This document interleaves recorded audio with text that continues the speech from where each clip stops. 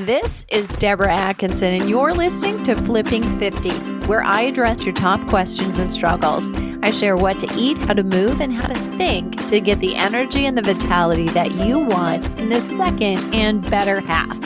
And we're diving into results in this episode. Before I introduce my guest, I want to let you know that this episode is sponsored by Fit You. If you have 20 or more pounds to lose and you want a program designed specifically for you, women in perimenopause, menopause, or postmenopause, you know that losing fat is different and losing 20 pounds is different than losing 5. I've got y'all taken care of, and I'll share the link to the 8-week course in the show notes at a very special rate right now. And now to my guest, personal success coach and author, Heather Lee Chapman has over a decade of experience coaching individuals to be their best and live their best lives through mindset, movement, and nutrition. Heather has a background that combines movement science as a personal trainer, nutrition as a certified nutritional practitioner. Heather works with her mentor, Danielle Amos, from the Proctor Gallagher Institute in leading a Business Mastermind group and educating people on Bob Proctor and Sandy Gallagher's programs, Thinking into Results, Lead the Field, originally taught by Earl Nightingale, and 6 Minutes to Success. And I'll take that. I'll take those 6 minutes. Hey, Heather, thanks for being here. Hi, thank you so much for having me today. All right. So, the first question we usually ask is, why you could be a teacher, a plumber, a doctor, a lawyer. Why a coach? How'd you get here? So I love helping people become the best versions of themselves. And I really think a lot of us don't live to our full potential because we really aren't given the tools when we're younger. And so it's been my passion to help people have that. And I had multiple struggles from birth with my health journey. And it has been my mission to go out and discover how to help myself, to help my clients, and to help people really truly take care of themselves holistically, mind, body, and soul. Very cool. So it sounds to me like you and me are speaking the same language, sister. Yeah. And just for audience members, listeners, Heather and I actually did meet at a conference. So we're not kidding when we're talking about mind and body, and you're hearing that the exercise movement component, the nutrition component, as well as the mindset. And so you're going to be in the right place. If you're here for Flipping 50 messages, Heather's going to echo that too, but it's always so good to hear it in other words from another person. So, in terms of results, I mean, we all want them. We want them like yesterday, or one of my clients said once, yesterday is yesterday. And I've probably echoed that many, many times. What is it that you think is the number one thing that stops people from reaching their goals? There's many things, but the number one thing that throughout my studies that I've discovered that actually stops people from reaching their goals is something most of us actually don't know about. And until I really started studying with the Proctor Gallagher Institute, I didn't really quite understand it myself. So it's paradigms. And paradigms are a multitude of habit. And basically, it's our subconscious mind, our programming that has been running us and sabotaging us. So sometimes we get the same results over and over again, and we don't understand why. But it's really because most of us are walking around as our 7-year-old selves, unless we've chosen to rewrite the filters that we're operating from that were programmed as a child. So when I talk about the filters or paradigms, I'm really talking about from the age of, newborn to 7, we're a blank slate. And, it comes through social media, our teachers, our friends, our family, and they all do their best. And that's the best that they can do. And then it's up to us to change it from there. So that is your filters that you operate from going forward. So if you were told you're not good enough, you're a B-type student, you're overweight, you're not an athlete, you're not a runner, whatever that command that you were given to before the age of 7, kids don't understand sarcasm. So they actually take that personally, like, okay, I'm not a runner. And then they program that in their mind. And that's the filter that they're operating from. And a lot of us operate from filters or paradigms that don't serve us and that constantly sabotage us. So just as soon as you're about to get the result that you want, you have this command in your head. Maybe it was like, you're not good enough. You'll do something that will throw that off. And then you go back again and again. Maybe it's dieting. You stick to your diet for 3 of the 4 weeks, and then the 4th week you ruin it because you sabotage yourself because subconsciously you told yourself you're fat. And so that wouldn't align with your paradigm or your habits to be this new person. So it's really important that we're taking the time and the effort to discover those paradigms so that we can identify them and rewrite them so that we can actually step into the new person that we've chosen to be, not that we've been conditioned to be. And I think that's the number one thing. So good. Yeah. The number one little thing, right? Not really, right? Yeah. It's a big it's like we've got this computer program running in our brain, and we just get used to thinking about ourselves the way we're used to thinking about ourselves. Absolutely. Love it. Okay. Yeah. Love it and hate it. Right. Exactly. Love the theory, hate what's going on, because it's very challenging. We get comfortable in that spot thinking about ourselves. And I love that you're really talking about, that 4th week or that self-sabotage, which is, innately, many of my psychologist friends will say, self-sabotage doesn't really exist. It's actually yourself trying to protect yourself. It's trying to protect that identity that you believe is you. So ultimately, the question comes down to, how can listeners change their paradigms, those patterns of belief? So you nailed it. They're a pattern, right? So it's a habit. So it doesn't change overnight, unfortunately. I really wish it did. But it doesn't. So there's multiple different ways, but really the 2 main ways is through an emotional impact or through autosuggestion. And the emotional impact is usually when something, you get bad news, you have high cholesterol, you're going to be diabetic, osteoporosis, or something like that. And that's an emotional impact. And we are really looking to change the paradigm before we get to that. And then the second thing is really through autosuggestion. So I love autosuggestion because it is, rewriting the paradigm the way you wish to be, and then replacing the old one. So I'll talk about more of the other ones later, but I just want to really talk about, that the ones that are sabotaging you. So you really have to identify that first.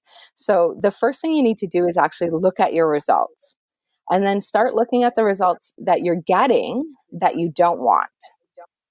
And then you have to determine the opposite command or an affirmation.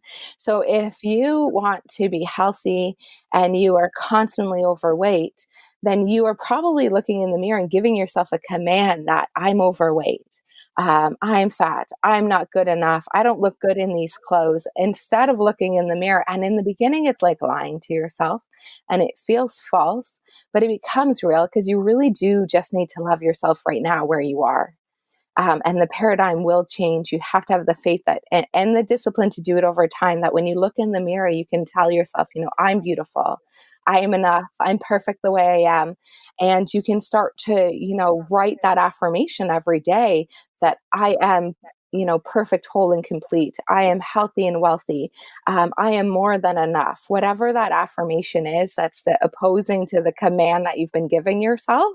So it really takes some self-discovery to sit down and look at, okay, this is the area of my life I'm not getting the result that I want. And this can be health, finances, wealth, relationships, going on vacations, how you turn up in the economy, all of these aspects of your life. And you want to really replace this paradigm with a new affirmation that works for you.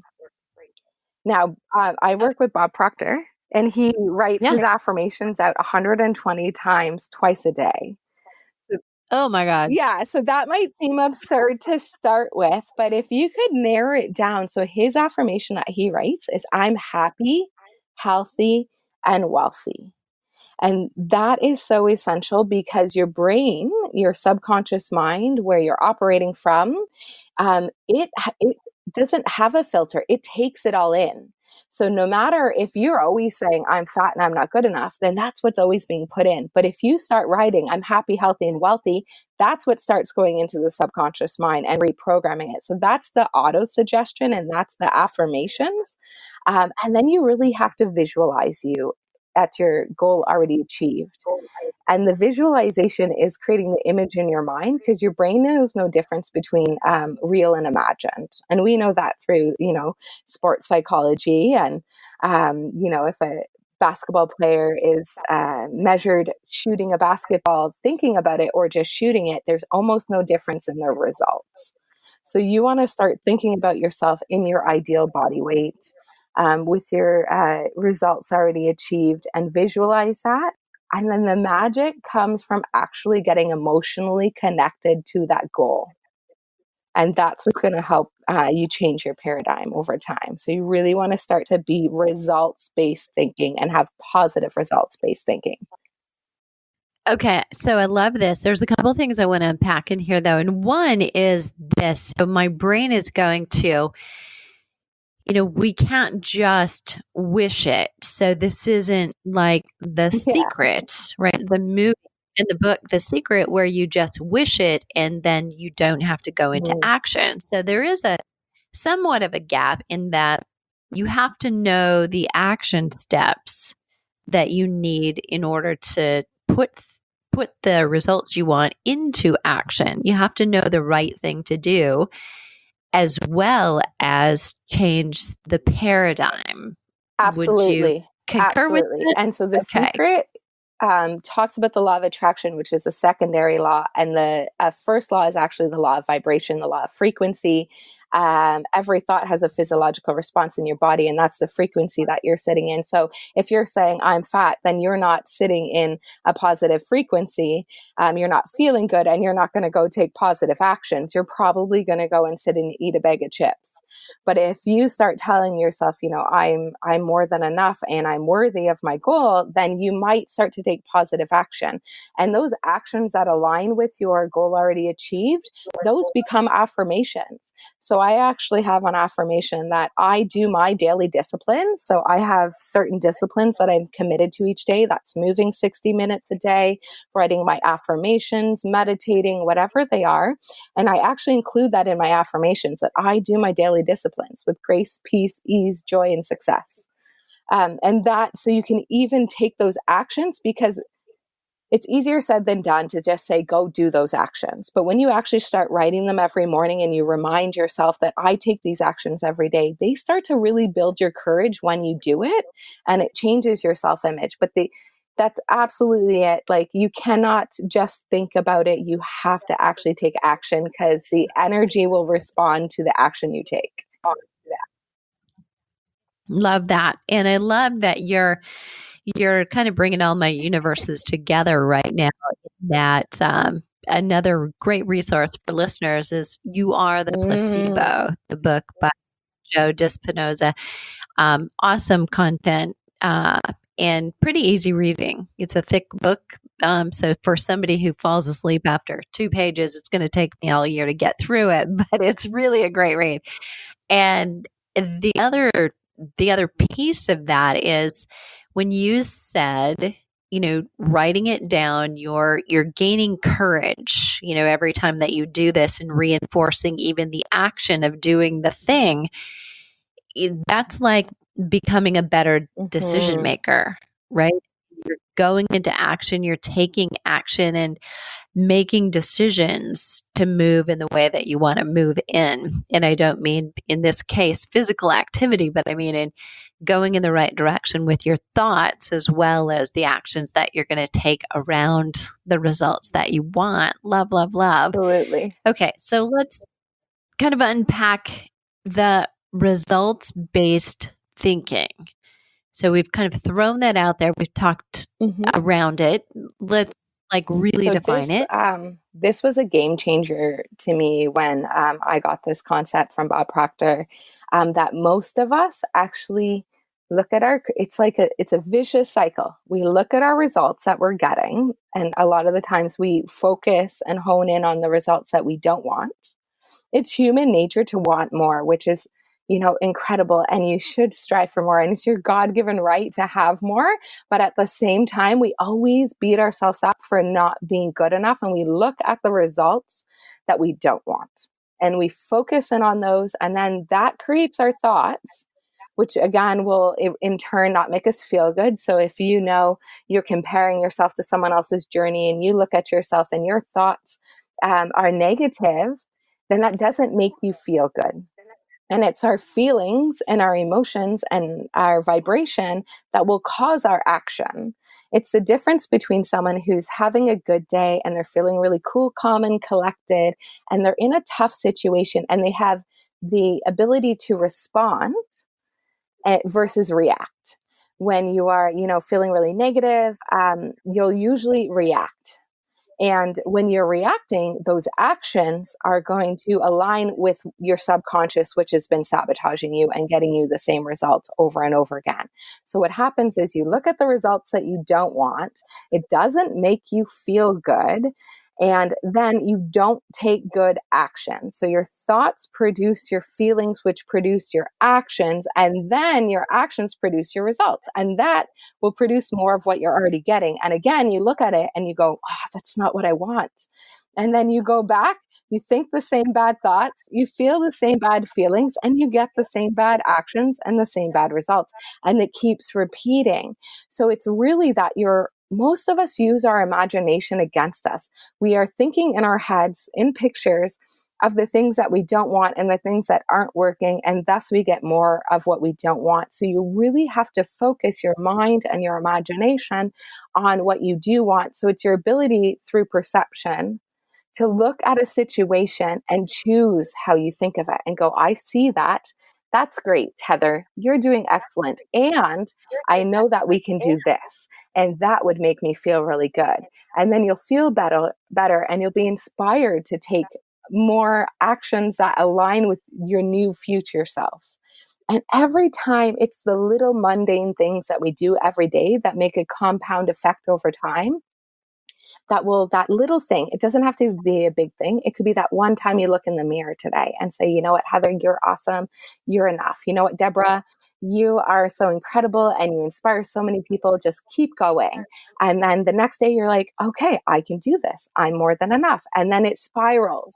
But if you don't choose to decide that you're going to change the way you think, no matter the outside circumstances, and that you're going to decide that the outside circumstances no longer define you or your thinking, then we just continue to stay in the spiral and reacting to the outside environment, and we don't get the results that we want.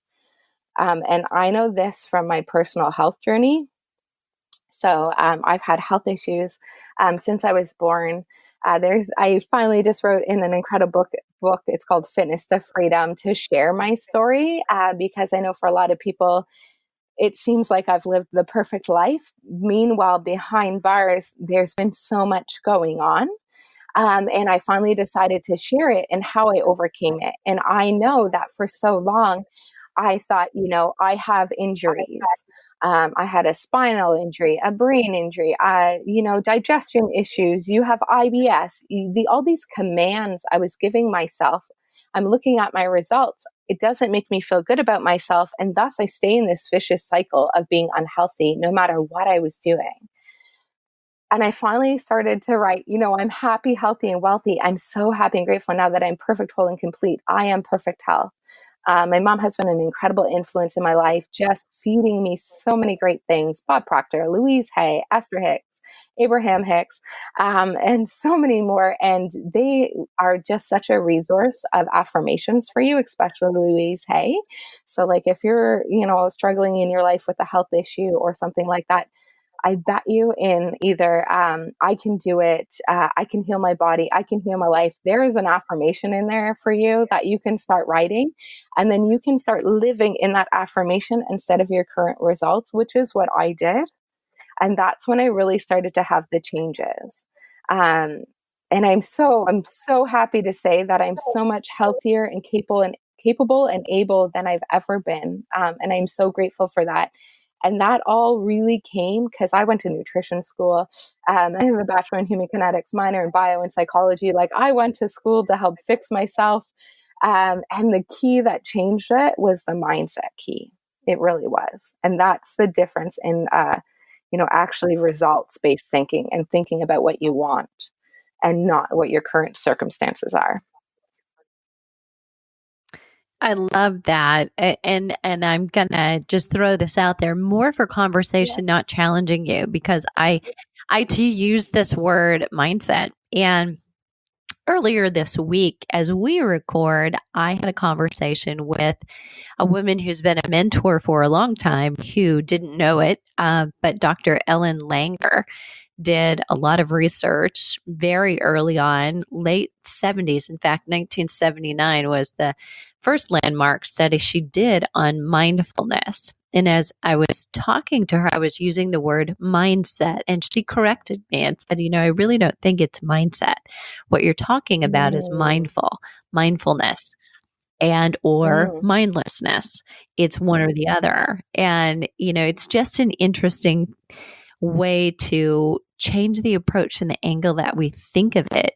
And like what you're describing is those paradigms that we live in, the patterns we're living in, we do that mindlessly. So the whole idea is, right, to become more mindful of it so that then we can change it and bring it back within our own power to do something and it different. all starts with the awareness, with the mindfulness. It really does. Yeah, that's it. Yeah. It's the awareness. That's a mindfulness. That is the very first step, because if you aren't even aware that you're sabotaging yourself or your paradigms are really running your life, then how can you have different results, right? That's so true. And just even in what you said, I mean, who is ever aware they're sabotaging themselves? Because, I mean, like, would you intentionally sabotage yourself? No, hopefully right? not. I mean, and yet, in a way, if you listen, you're listening and realize this is very possible for anyone human on this earth to fall into this, then of course we are self-sabotaging somewhat almost always. So, okay, so we have listeners who potentially are in some kind of a program. Maybe they're in a Flipping 50 program. Maybe they're in the cafe and they're going through a strength training program, or maybe they're going through some kind of a nutrition change program or challenge. And it feels like they've got forward momentum. But there's this question I have, and it's, how can listeners tell if their actions are based on old or on new paradigms? Excellent question. And it really is by looking at the awareness first and then looking at your results. You have to look at your results. If you're not getting the new results that you desire, then you're still operating from your old paradigms. And then the next is our feeling. So I always like to, our vibration or our frequency, our emotions, or how we're feeling, I refer to it as a compass. So it will kind of tell you if you're on course or not. So if you aren't feeling very good about whatever actions you're taking or actions you have taken or what you're up to right now, or your results that you're getting, then your old paradigm is still very much in play. And so what I always, and this is from Louise Hay, so if you're not feeling good, reach for a better feeling thought. And I myself will always refer back to my affirmations at that point. Because if your results are not changing, then your paradigms have not shifted, and you must sit and reevaluate your self-image and your self-talk. And that's where that awareness and that mindfulness comes in. So you actually have to start to act as an observer. So I have this exercise, I call it the Bliss Bunny exercise, and I've pulled it together from incredible Gabby Bernstein, Louise Hay, like many of the things that they've said, I've kind of taken and put into an exercise I call the Bliss Bunny exercise. And you're going to take day one, and you want to actually just observe how many of the commands that you give yourself are negative and how many are positive. Because there is a little voice that is going on inside of our head all the time. And now, is it serving you or is it not serving you? And if you're not aware or mindful, then you don't even know. So you spend 24 hours just being aware. Day two, you actually make a tally list, because if you really truly want to get the results that you desire, the commands that you're giving yourself, the thoughts, the feelings, have to line up with at least 50% on the good side, on the results-based thinking, on what you want. So you make a tally sheet, and that'll usually tell you why you're getting the results that you're getting. And then I tell you to play 24 hours of being a bliss bunny. So once you've taken all the commands that you've given yourself, you want to make an opposite. So you could take a piece of paper, you put a line down the middle, and you start to make a list of the commands that you give yourself. I'm not good enough. What's wrong with you? You're fat. You're like, whatever the ugly things that you constantly say to yourself that you don't realize. I'm an idiot. There's so many things that people say to themselves all the time that they don't realize. Then you go on the other side of the paper and you start to make a list of all the opposites. And I just really want to make sure that people understand that you only want to focus on what you want. And so somebody might say, like, I don't want it to rain today. I'm focusing on what I want, right? I don't want it to rain. Well, no, you're still focusing on the rain. Thus, you should get more rain. So if you want sunshine today, then you should say, I'm so happy and grateful for the sunshine today. And that goes with our weight. If you don't want to write, I'm so happy and grateful now that I'm not overweight, because you're still focusing on the overweight. You would want to say, like, I'm so happy and grateful I'm my ideal body weight. And so once you have those new commands, you want to go ahead and start using them. And then for another 24 hours, you want to pretend that you are a bliss bunny, that no matter what, expect magic, miracles, and abundance. Everything is going to work out for you today. And really just challenge yourself to be an observer of your thoughts. Only expect everything to be perfect. And start to give yourself those opposing affirmations that you've given yourself, because it's that self-talk that's going to really challenge, it's our thoughts that give us the self-talk, and then our feelings, which again is going to produce our actions and our results. So second exercise that you can take from there is you can actually go ahead and write a self-image, a life script, a life plan, whatever you want to call it. And it could be for 1 month, 3 months, 6 months, a year, 5 years. You can do it for however you feel suits you today.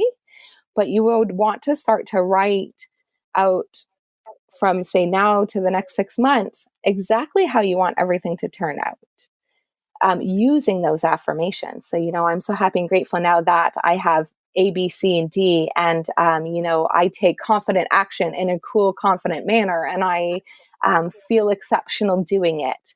And this is the results that I get. And you actually want to go ahead and write that out. So in that self-image script, it's not only the results that you want, but the person you wish to be.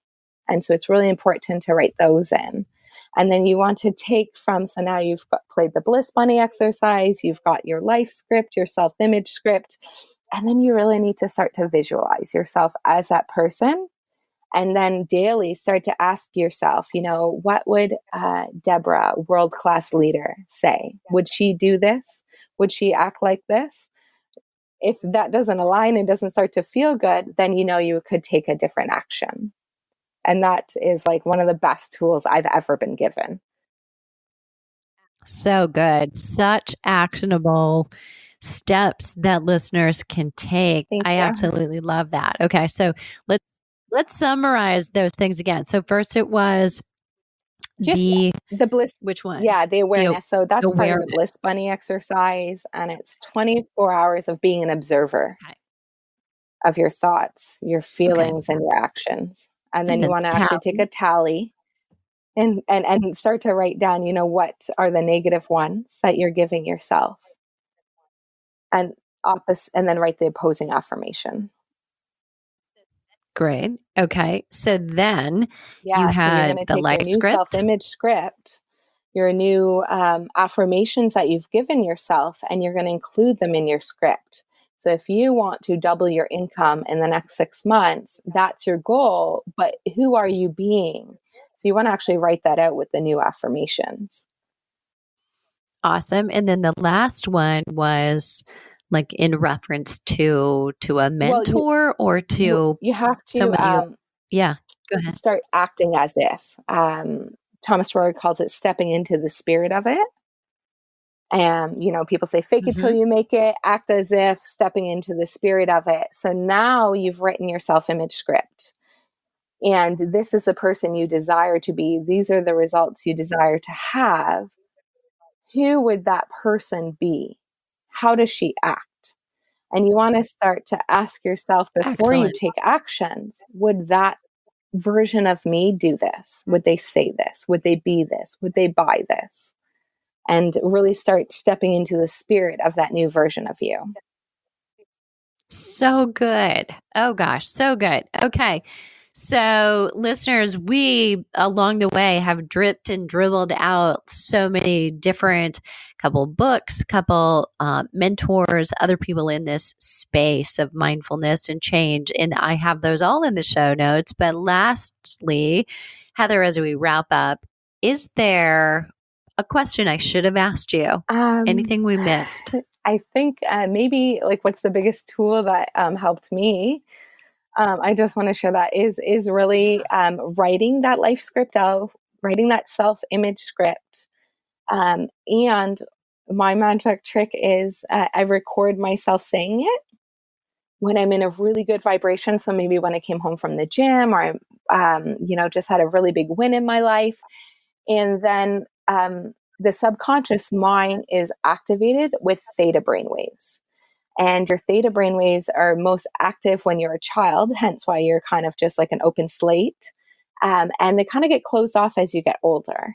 And so you actually can activate them through meditation, through sound frequency healings, things that put you in a really calm, relaxed state. So when I actually write my life script, self-image script out, and read it to myself, I play a high frequency meditation in the background, just sound wave therapy, so that my theta brainwaves are being more active, and that this new life sketch is actually sinking into my subconscious mind. And it has been one of the best tools that I ever kind of put together for myself. So maybe that's one awesome trick that your listeners can use. And I'll just tell you the app that I use. It's called 741 Hertz. It has 2 guided meditations and one 10-minute one that's just sound. And so I actually play that in the background while I read to myself my life sketch, my self-image script, and I record it and I listen to it daily, because inspiration, motivation is like showering or brushing your teeth or whatever you do daily. You need to do it daily, because today you're all fired up. You're pumped. I'm going to get those results. I'm going to be that new person. And tomorrow you wake up, you're like, that was crazy. I can't believe I thought I was going to be that person to do that. I even sometimes when I play it, I'm like, wow, you were feeling good that day when you wrote that, weren't you? But that's why I have to listen to it every day to remind myself what I'm up to and what I've committed to.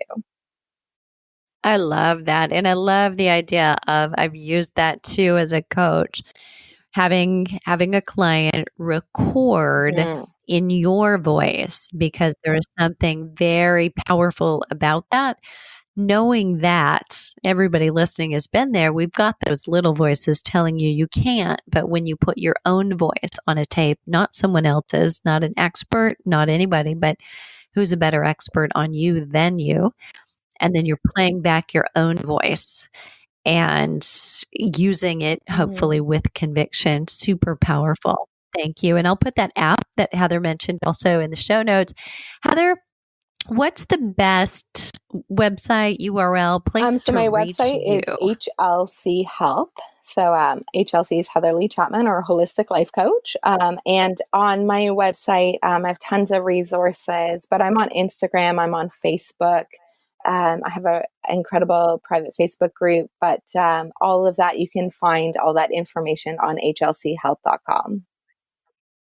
So great. Okay. And everybody listening, I've got Heather's social media contacts all in the show notes as well. So lots of juicy things there. Heather, thanks again for being so much here. for having me. And all your participants or listeners can grab my free goal achieving worksheet to make sure that their goal that they're working on is worthy of them.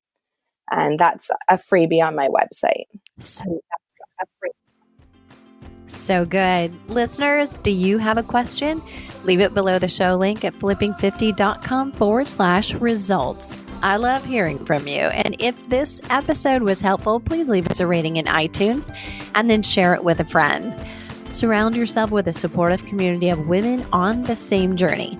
Remember, to get the most from this week's episode, check out today's show notes at flipping50.com/results, where you'll find all the juicy free ways to connect with Heather, get her download, and links to all the resources and the different people that we mentioned today. What are you waiting for? Let's start flipping 50 together.